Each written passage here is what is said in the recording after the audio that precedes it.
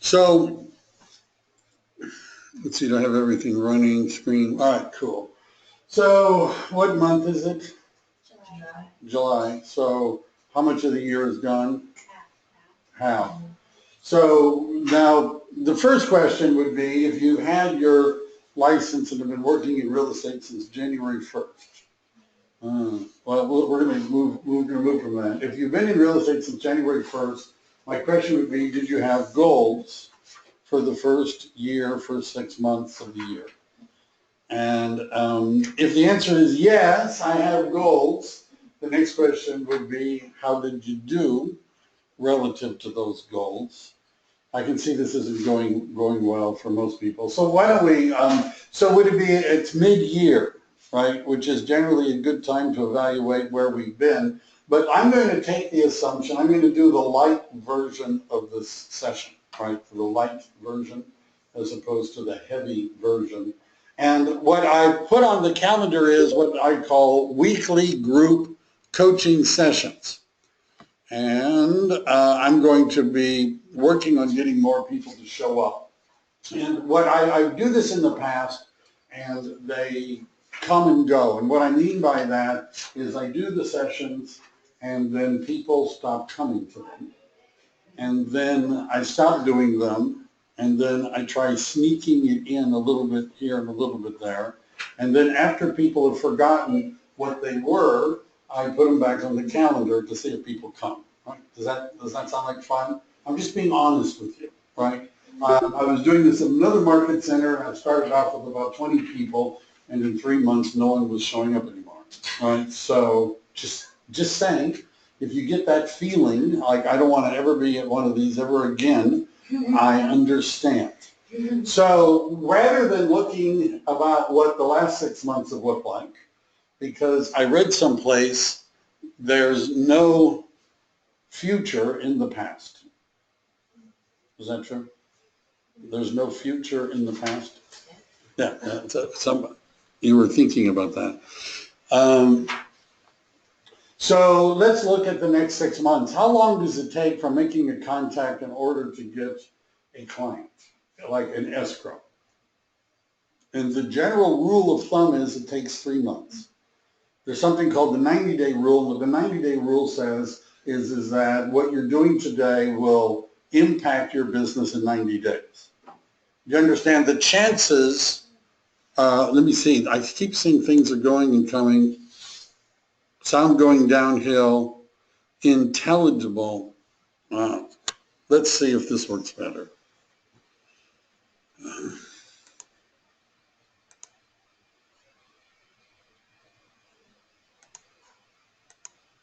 Let's see. I was plugged in. Well, that wasn't enough. All right, can you guys hear me online? Yes. Can you hear me? Am I back? Is it better? Anybody? Better? This is going well. Anybody? Yes, better. All right, thank you. Just want to make sure you're still on. So rather than focusing on what has or hasn't happened in the last 6 months, the bottom line to where I'm going with this is we don't have a lot of time left in order to close real estate transactions in 2016.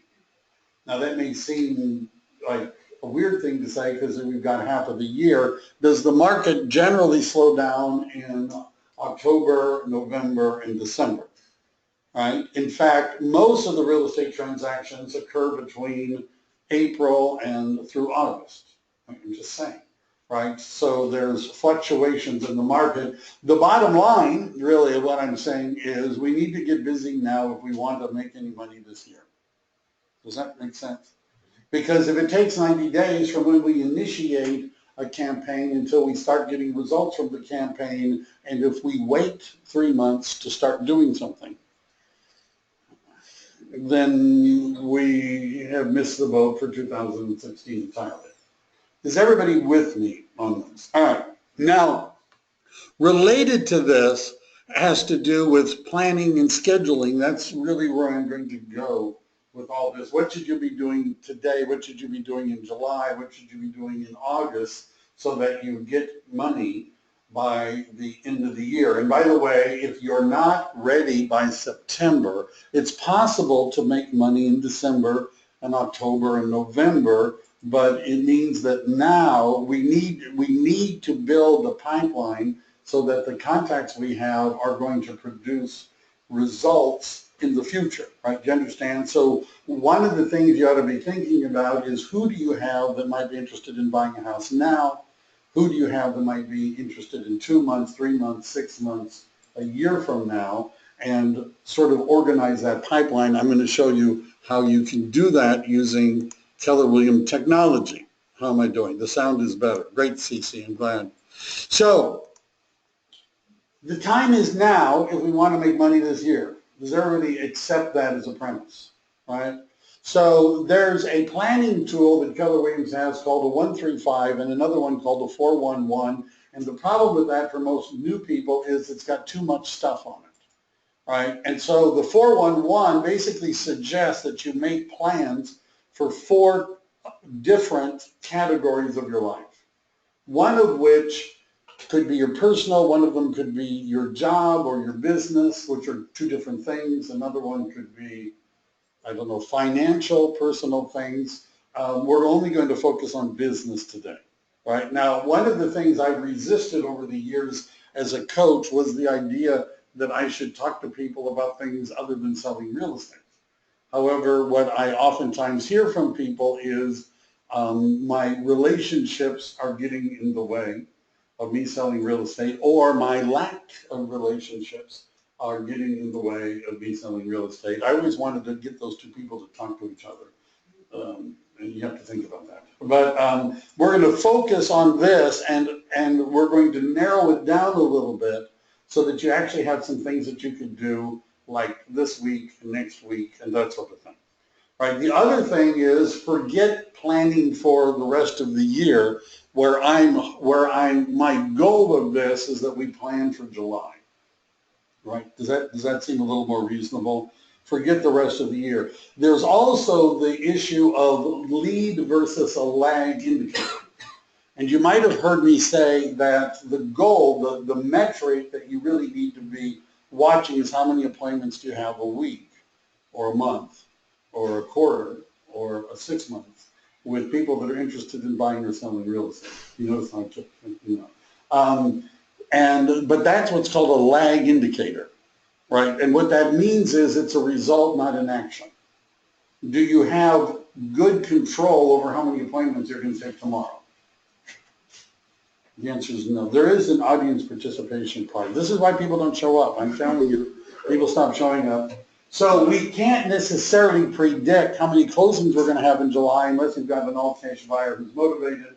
We can't even predict how many appointments we're going to have in July because that's a result and not an activity. What could we predict?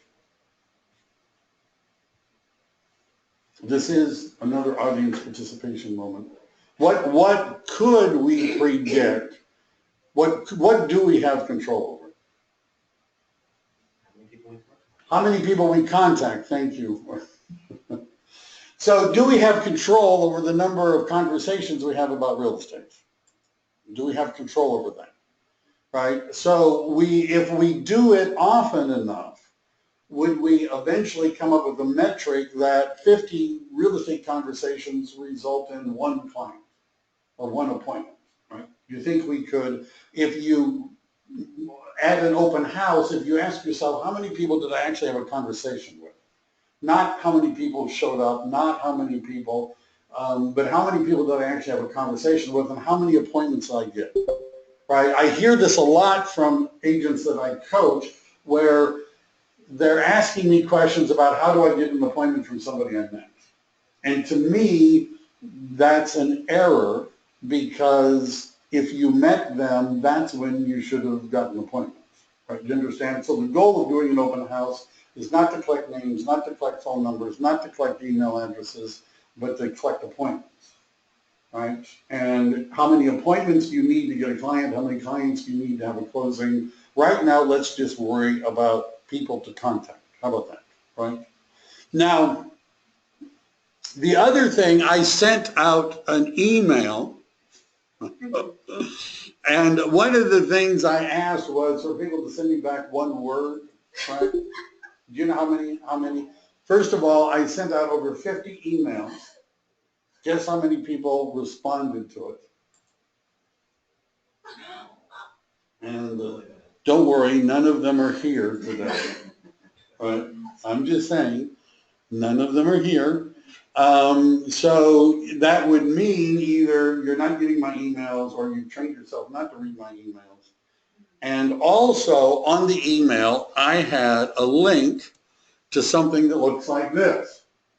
And I believe I've set myself up so I get a notice when somebody's filled it out.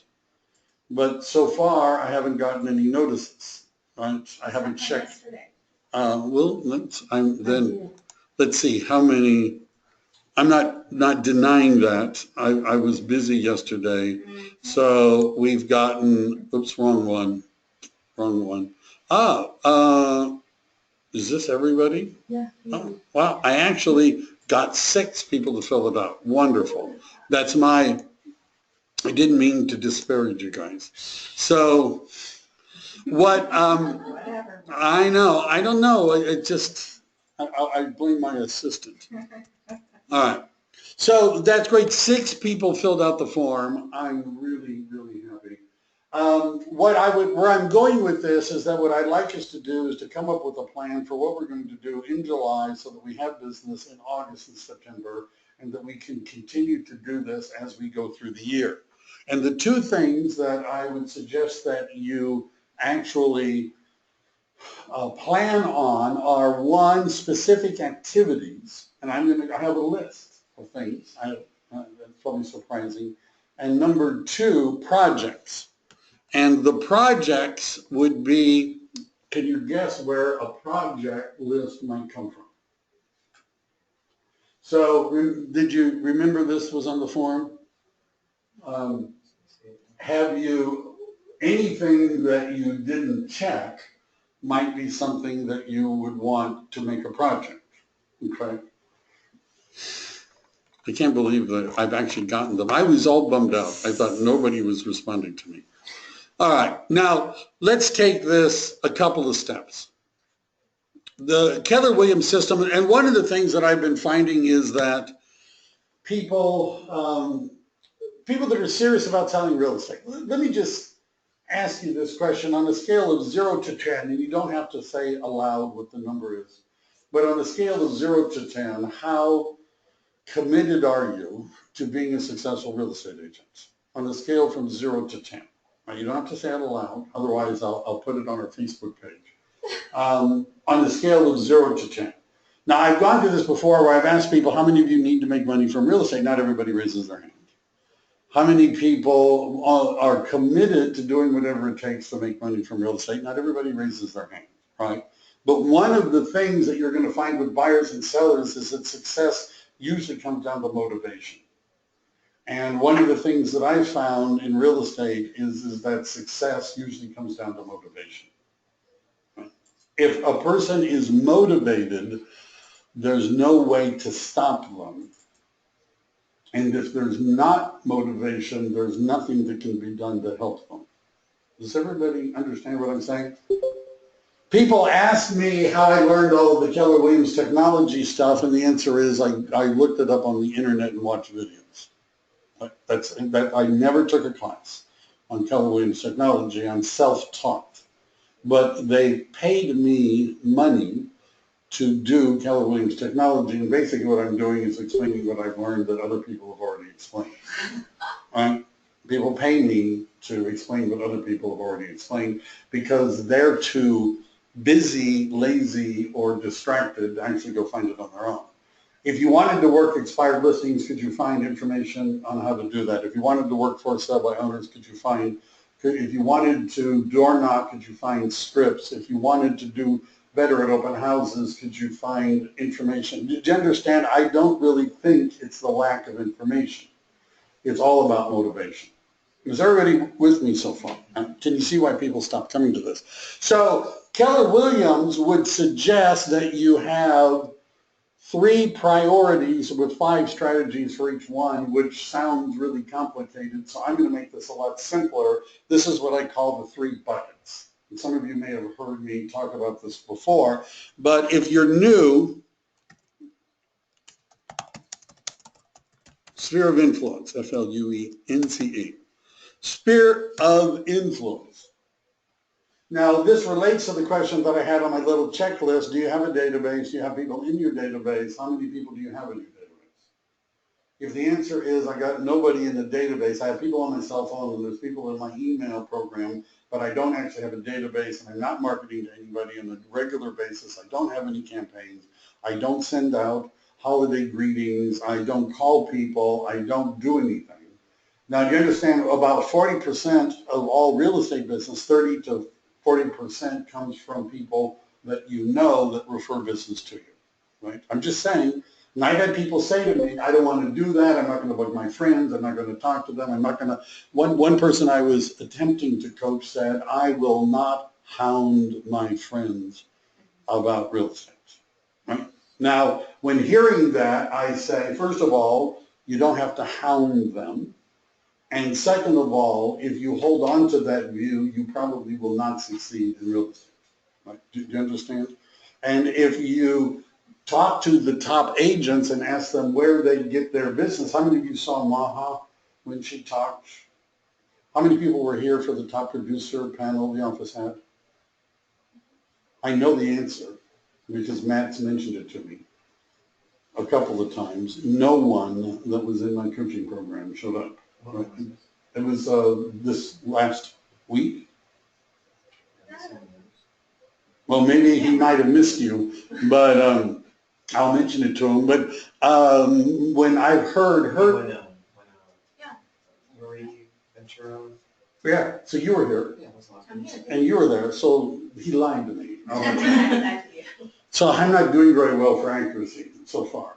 But how did she get most of her business? Did she explain? Yeah, but she also explained that she did not spam her former coworkers, Right. which is most of my sphere of influence.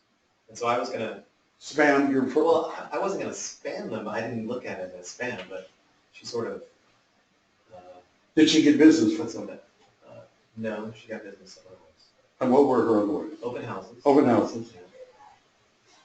Right. She said she grew her own. I mean, she created her own concept. Open houses. And this is my list. So your sphere of influence, you have to spam people. I don't believe that sending emails to people is a good way to generate referral business because emails are not very good at maintaining relationships. What could you do with previous coworkers that, or people that were in your sphere of influence that would not be viewed as spamming? That you could take them to lunch. What else could you do? How many of them drink coffee? So is there a way to send them, do you know where they live? No. Could you call them on the phone? You don't have their phone numbers, you just have email addresses. So one of the things you have to gauge, and there's videos of me going through this, is when you look at your sphere of influence, are they an A, a B, a C person? And the C person is somebody that you don't know where they live, you don't have their phone number, you simply have an email address because they worked at a company you worked at before, but you might not even know who they are if you had a lineup, right? You understand? You might not be able to pick them out. That's not a sphere of influence, that's just an email you have, right? So an A person would be somebody that knows you and if asked the question would refer business to you. Do you know anybody in real estate? They would mention you, right? Those are the people that you would call, that you would go to lunch with and that you might go to coffee with. Could you plan on having so many, first of all, should you make a list? I'm just doing this from, should you make a list of all the people that you do know and actually ask yourself, do I know this person well? Would they refer somebody to me? is what is the likelihood of this occurring? Could you have a conversation with them where, first of all, if you go to lunch or you go to coffee, the idea is not to say, hey, I'm in real estate. You must know somebody who's interested in buying or selling real estate. You got to help me out. I don't have much time this year to make any money. I've got bills. Help, right? You understand? That's not the approach. The approach would be to build the relationship first and get the referrals later. Right? So do you have anything in common with those people? Is there anything you could talk about other than your need for real estate business? Does everybody see where I'm going with this? Right? Could you send them? So you want to move the people up the list, right? In other words, somebody who's a C, you'd like them to become a B. A B is somebody that you recognize, but you never really had a conversation with. An A is somebody that knows you that would refer business to you. Does that make sense? Do you have a plan for working your sphere of influence? This is just some suggestions. Email is okay, but you'll get people that it hurts. It hurts when somebody that you know unsubscribes from your email. Doesn't it hurt? Doesn't it hurt? Right? And you know, and it's like, oh, they don't like me anymore, right? So I would not send them stuff. Could we ask them, hey, from time to time, are you interested in what's happening in the real estate market? From time to time, I have some information about real estate, what's going on in Santa Clara County. Would you like to get it? If they say no, don't send it to them. If they say, yeah, sure, send it to them. One of the things that I've made a commitment to do with my coach and others is to produce an item of value every other week, which would be something that you could use in an email or a newsletter that's talking about what's going on in the real estate market. The one I'm working on right now has to do with Brexit. You understand what Brexit is? Britain leaving the European Union, and what effect does that have on the real estate market in Santa Clara County? Right? There's a lot of stuff both ways about it, so I was going to write a little thing about it. The problem with most real estate agent stuff is that it is spam, it's generic, it's garbage, it doesn't convey any useful information, and sending it to people only annoys them. Right? You understand? So, open houses, I believe that you ought to make it a goal to do 4 or 5 open houses a month.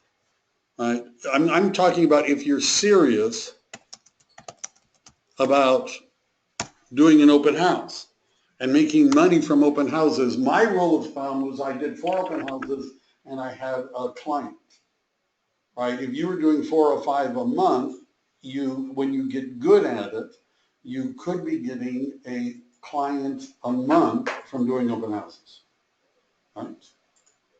Does that seem reasonable? And you should make a Facebook event and boost it. You should put an ad in Craigslist.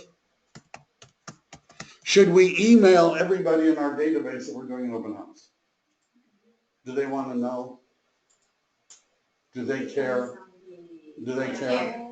Do we know if they're interested in buying a house or not? Do we know if they're interested in buying a house like that, if they're interested in buying a house?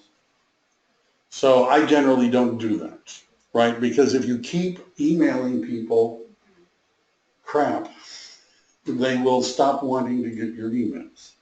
Right? It's just a theory I have. Craigslist, you should have lots of signs. Does everybody get where I'm going with this? Yeah, so can I ask, what does it mean? So I have a professional Facebook page, and I don't quite understand how it works if there's no friends on it. So what does it mean when you boost an event? So the question is about a Facebook page. I'm going to do a class on this at some point, although there are innumerable videos online. You can't boost an event or run an ad without a business page. All right, now I have it's ridiculous. I'm logged into Facebook.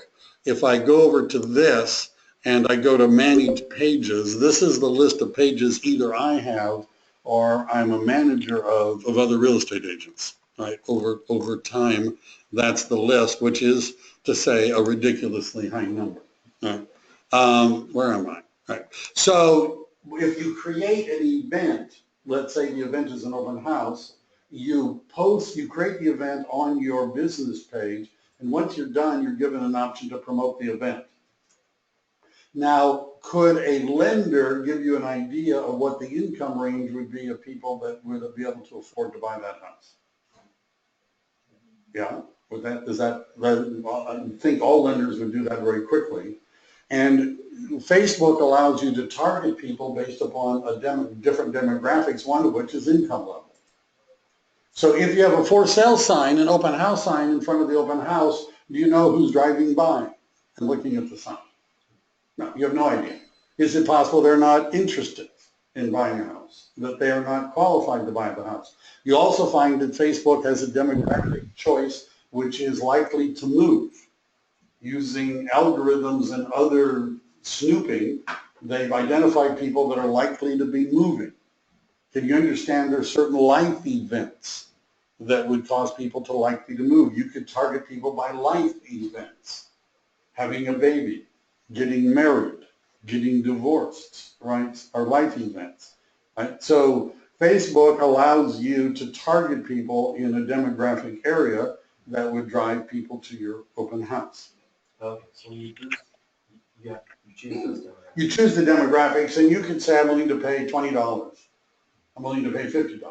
I'm willing to pay $10. You set a budget, they boost it, and they want a picture. And by the way, one of the best ways of doing this is if you go to, I might as well do this since I'm talking about it. And it doesn't really matter which of the Keller Williams websites you use. I'm just, let's say I'm doing one in Gilroy. And so I'm looking at Gilroy. Now I've set it up where I have more search options. And one of the search options is open houses. And if I click on this, what it's going to do is it's going to show me the open houses that are listed in the MLS as being held open this coming weekend. So let's say this one, which would be a nice one, I'm doing the open house at 6800 Redwood Retreat Road. When I click on this, that link up there is a link I would use, and I would put that in the boosted post because it actually is an open house link, right? It actually somewhere here says it's got all of this other stuff. And that's what I would use to create the event. Right?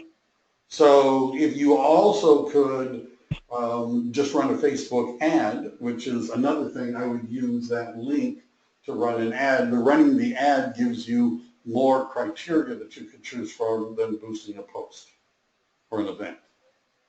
Right? Is it more expensive? It can be. It all depends. You can tell them how many you want, what areas. Yeah. So I boosted a post last week for my open house, and it was my most successful open house. I spent $5, and it said it reached 551 people. All right, $5 for 551 And people. 36 people actually clicked on it. 36. Saw my branding and everything. All right, I had people, if I log into mykw.com, you'll see that there's people that set up searches using my website that were from running ads on the listing I had in Dearborn, in Gilroy. Right, people, and I've got people that are getting email alerts. So that's it. Right. Where do you come with people? So, and by the way, I'm willing to do a class on this, right? But this is not rocket surgery. Anyhow.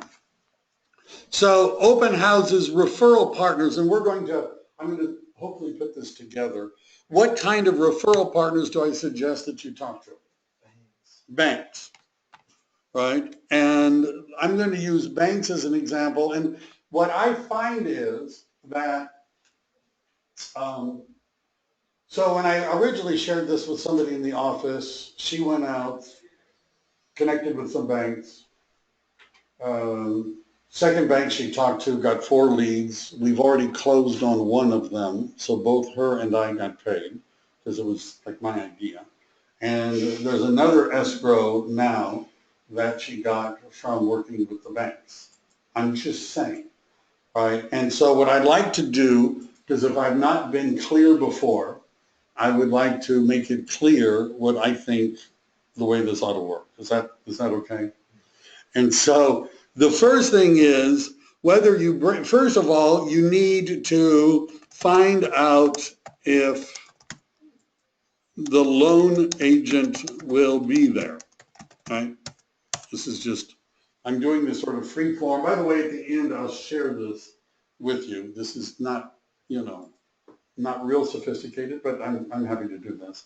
Find out if they're going to be there and who they are. And then you show up. You might need to make an appointment. What would you say if you're asked, why do you want to talk to the loan agent? Find out information about what you have to offer, what loans you have. You should admit you're a real estate agent with Keller Williams, that you're reaching out to lenders to see how you could work together with them. Trust me, they're not going to say, no, don't come and talk to us, right? Their job is actually to get real estate agents to talk to them. All right, so you show up with something, right? It doesn't have to be cookies, it doesn't have to be donuts, but you ought to show up with something, right? This is whether it's candy, whether it's something, right? I'm just saying, show up with something. You would ask them about what's happening. In other words, what kind of loans are you seeing a lot of? What's happening to the market? Are you seeing a lot of refis? What are some of your most popular loans? This, by the way, would not be a bad thing for you to know. Right? This would not be a bad thing for you to know. You should ask for referrals. And what I mean by that, you should actually say the words, do you have anyone that you talk to that you're helping to get a loan who doesn't have a real estate agent? I would love to work with you, okay? You should ask them about mortgage days, M-O-R-T-G, mortgage days. Do you have a day set aside when you put up a table, you put out flyers, you have balloons, water, something, and you invite people to talk about either refinancing or financing the purchase of a home? Do you do that? Recently, I asked that question of a branch manager who said, no, but I'm not against the idea, right? You're either going to get a yes, we do it, great, could I get on your schedule, or no, we don't do it. Very few, unless they don't do home loans, are going to say, no, we're not interested. Right? Very few will say that. You could ask about a home buying seminar, but that's more complicated. And I'm not going to do that right now. Okay? Is everybody with me so far? Now, this is the part that I think is more of an issue, which is follow-up. So this is my suggestion for a follow-up system. We've gone to the bank, we've met the bank. It was probably a brutal experience, right? They were angry. Actually, they're going to be happy to see us. We've got their business card. We come back and we put them in the database. All right, I'll start with that. We put them, follow up, put them in a database. Now, by the way, if it's clear that they're never going to refer anybody to you, then I wouldn't necessarily worry about putting them in the database. But people change over time. You put them in the database. How would you know it's clear they're not going to? Because sometimes they'll say, I have some buddies that are in real estate, and I've been working with them for over 20 years, and they send me business all the time, and I send my business to them. Right? It's hard for you to compete with that, because they already have referrals. However, there are people that are going to say, no, I really don't have anybody that I refer people to. No, don't have anyone. Right? So we're looking for them. You should send them a handwritten note, and I would say with a coffee card of $5, Starbucks. And if you don't like Starbucks, this is the kind of questions I get. Is it okay to use Pete's? Right? I'm not kidding. Right? I say no. Has to be, right? So you'd send them a handwritten note and with a Starbucks card, and you would say, it was great meeting with you. I look forward to working with you in the future. Look forward to us doing business together. Then you should either these, by the way, are weekly things. Weekly things. This is called an 8x8. You do, the first thing is, the first two are really the same thing, right? You put them in the database, you send them a handwritten note. That's all week one. 1 week later, you would either call or drop by. Right? The nice thing about dropping by is we know where they work, we know their address, we got their phone number. Call or drop by, you could bring something. You could then send an item of value. What do we have, and one of the hints is, I'm about to make a new one for everyone. What do we have that could be an item of value that you could share with a lender that we know that they don't know? What? This month in real estate. This month in real estate. Do you get the this month in real estate? So I send that out to everybody? I'm assuming people are reading my emails. Right. I haven't gotten one yet. Well, then you will, I'm doing one, actually my assistant is doing one, but we'll be sending it out. So for example, in the Morgan Hill, Gilroy area, could you make something that talks about what's happening in Morgan Hill and Gilroy? Right? Maybe Hollister, you could throw it in. Does it have to be a fancy graphic? Could it be a table? Right? One of the differences, the hard part about this is coming up with something to say about what it means. Right? You understand, it's easy to get the statistics. If you go to my YouTube channel, you'll see a bunch of videos of me making statistics and graphs and things like that. That's an easy thing to do. The hard part is looking at it and saying, so what does this mean?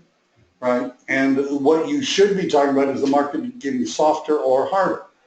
Right? Now, I had a conversation with Laura today, and it's always good to talk to transaction coordinators, especially when it's not about one of my transactions, because they're usually complaining. And I'm just saying, right? And they're seeing more offers with contingencies, appraisal contingencies and loan contingencies. So would that be something, does the loan agent at the Wells Fargo in Morgan Hill necessarily know if the days on market are getting longer or shorter, if prices are going up and down, if sales are going up and down? Might they be asked questions about that? Might they be asked questions about that? Could you find out and tell them? Right? Would it be a useful exercise for you to find out and know? Right? And you could do Santa Clara County. Down there, it's a more localized market. Right? You understand, they're interested in Morgan Hill, Gilroy, and Hollister. Up here, it's Santa Clara County. Does this make, so send them an item of value. You could call or drop by. You would then send an item of value. Anything that I'm having trouble keeping all of mine. Anything that would be something that they don't know about what's going on in the real estate market. Right? Are you a student of what's happening in the real estate market in Santa Clara County? Yeah. Send an item of value. So what else would we do? We would call or drop by. And by the way, you see where I'm going, and I'm going to help with making something that you can send out, right, every other week. Because if you look at the pattern, it's sort of every other week, and it's sort of like a news thing, with this month in real estate being one of them, right? So it's a little less for me to do. Should you know when their birthday is? What? How would you find their birthday? Facebook. Have you connected with them on social media? So that's what I was saying. So your business Facebook page doesn't have friends, right? No, it has likes. So how do you connect with them on social media? You're using your personal. Yes. And Right. then ask So- them to share and Let me just like, say this about the business page versus the personal profile. There's also groups and other things. So at one point, years ago, you could get business from a Facebook business page. Facebook put it into that, right? They basically shut it off so that it's virtually impossible for you to get business from a Facebook business page without paying Facebook money. This is where all their advertising revenue comes from.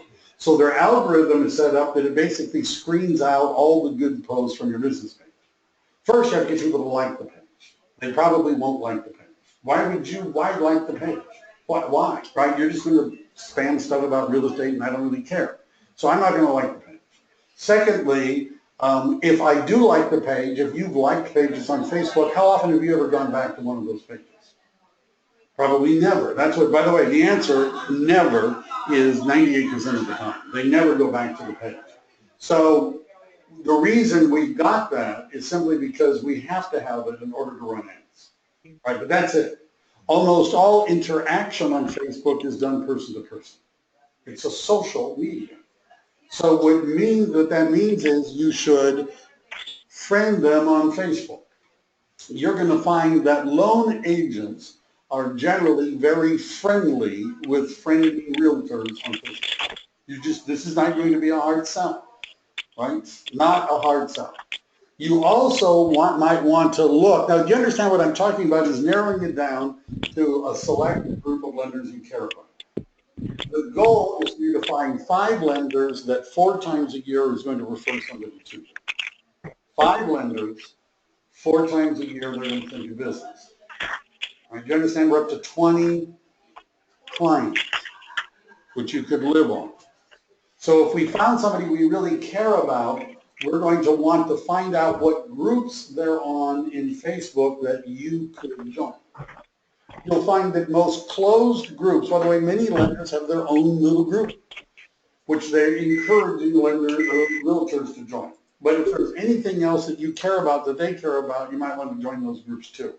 But you can create a list in Facebook where you can call it your A list, your prospect list. People can't tell what list you called it that they're on, or that you're on a list. So you connected with the people that you're prospecting to. You put them on a list on Facebook. On the left-hand side in Facebook, I have lists up here someplace where I'd have to find them.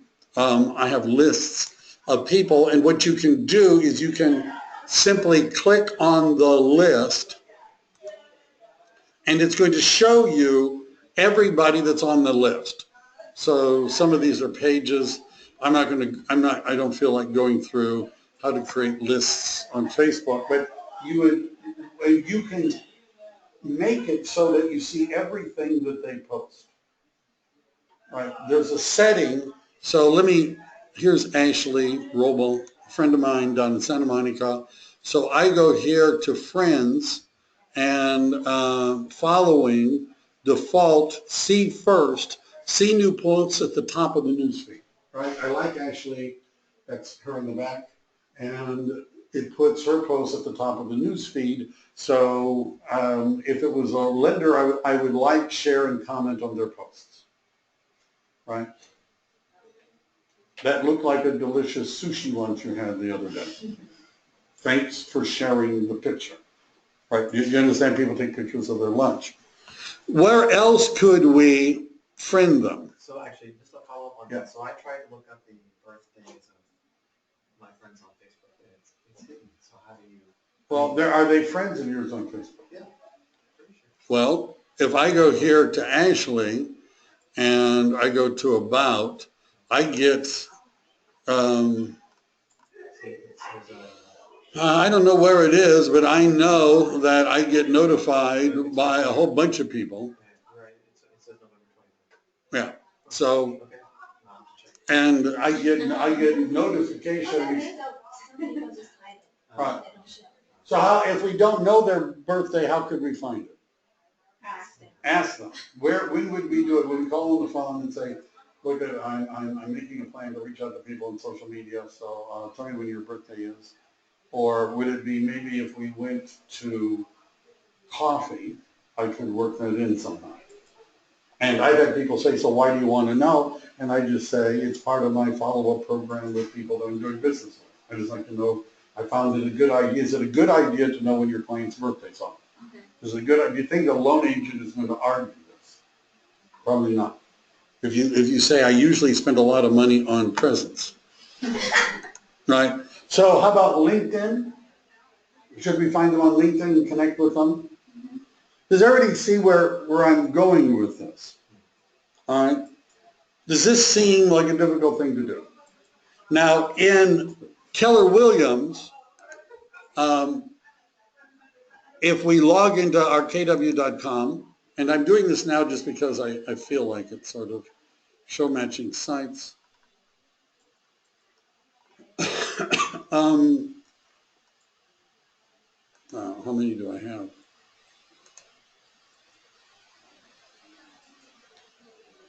So I'm just going to quickly do this. Because what I find is that, and I do this too, if I don't put them in the campaign, I stop following them. But then I think, oh my gosh, the people that closed that I wrote the offer in February, I don't remember, I haven't talked to them, right? And so then I send them an email. I'm sure I'm the only one that ever does stuff like that. So while we're here, we would go to My Marketing. It says Manage and Create Campaigns. So what I'm going to do quickly, because this doesn't take very long, and then I'm going to wrap this up. Does that sound like fun? You really like the finish, I'm sure. But I create a custom campaign. If it won't load, how would you find out how to create a custom campaign? You could Google it. You'll find videos that I made. I'm creating a campaign. I'm going down here to create a custom campaign. 8x8s are interval campaigns. And I'm going to call this bank referrals once it comes up.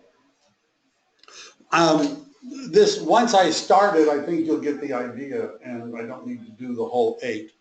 But all right, I have time to start it. So I'm going to call this bank referrals. All right? And I'm going to save and continue, and I'm going to add a step. And the step I'm going to add, and most of my campaigns are activities. So the first activity is, and it's not going to be 7 days, but 1 day, and it's going to be called handwritten note with a coffee card. Right? And we're going to hit save and continue. And then we're going to add another step, and we're going to make it also an activity. And it's going to be, notice the default is 7 days later, which is fine. And I'm going to say call or drop by. That's all I'm going to do. Save and continue. I'm going to add a step. I'm going to call this everything's an activity. I'm going to call this item of value. And I'm going to click on save and continue. And I'm going to do that, and I'm going to rotate between calling an item of value and calling an item of value until I've got 8 weeks planned out. So that once I meet with the lender and I bring the card, I put it into the database and I launch the campaign. Then I write the handwritten note, because what will happen is that if you're actually doing this, you're going to be forgetting that it's time to call this person. You forget.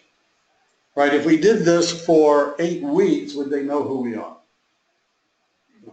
So, what else did I want to say about that? By the way, is it possible that some of our referral partners, our banks, want to do an open house? Is that possible? So you don't necessarily have buyer leads to give them, but if you're doing the open house every week, and could you find a lender that would like to do an open house with you, right? So now the more you give, the more likely you are to get. Let me just say, does this seem like a complicated, difficult plan? If you want to go door knocking, go ahead.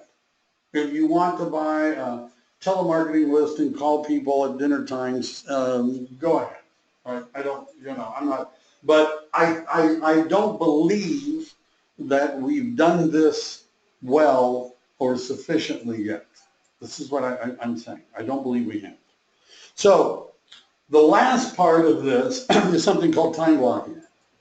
And what time blocking means is that once you look at all of this stuff, what you ought to do is decide, remember what projects you're going to complete in July and what you're going to do next week. So an example would be, I'm going to talk to 2 banks a day. Right? That would be 10 banks in a week. If you did that for 4 weeks, you would have talked to 40 lenders. Is there a chance you would have found one lender by then that's willing to work with you? Right? I think there's a good chance, right? When people tell me, and I hear this, it doesn't work, I know they haven't talked to enough banks. Because I also know I've been paid coaching fees on people that are talking to banks, right? So I don't believe it doesn't work, right? I just think that the person that is doing this was more organized, more persistent than many of us have been, right? So what that would mean is taking our calendar out and deciding which days we're going to do what stuff.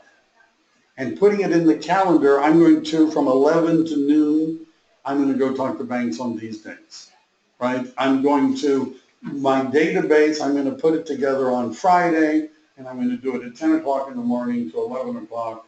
Do you understand? Are we more likely to do things if we put them in our calendar? Say yes, please. Yes. There's a law, a Keller Williams law, that if it's not in the calendar, it doesn't exist. And a related one, it's not about selling real estate, it's about following the schedule. Right? And I do understand that it's a difficult thing. My problems with this are huge too. Right? My calendar looks insane.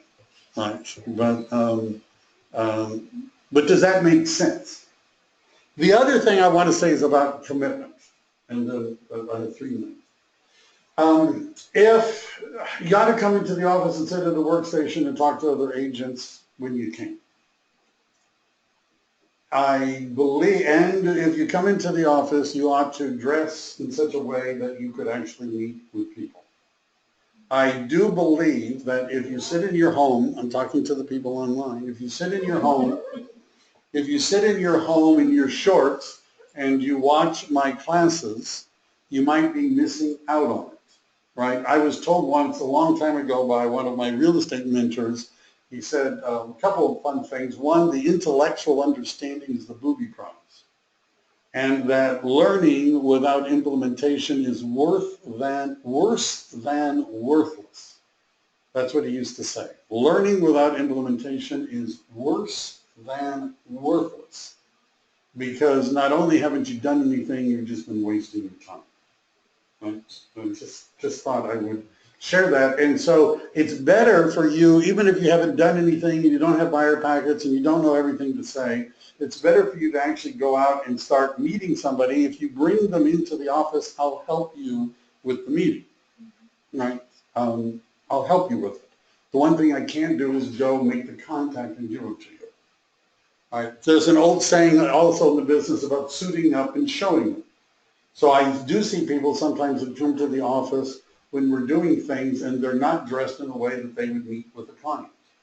Now that tells me one of 2 things. Number one, they know there's no chance that anyone wants to meet with them because they're not doing anything. Right? You understand? I don't have to worry about it. I'm not doing anything. Or number 2, it'll become an excuse not to meet with somebody. Right? You understand? If somebody says, I'd like to meet with you, well, see, the real answer is the first one. They're not talking to anybody anyhow. Right? This is sort of a hobby. It's something to do. It's better than watching the Nature Channel during the day. They can tell people they're in the real estate business, that they have a profession, that they're in a job, right? Doesn't that sound all better than I'd stay at home and I watch, reruns of TV shows and that sort of thing. But I know when I see people that come to the office and they're not dressed to meet somebody, that that day is not a business day. Right? You understand?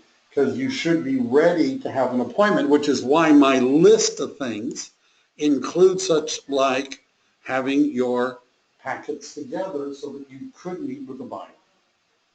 Right?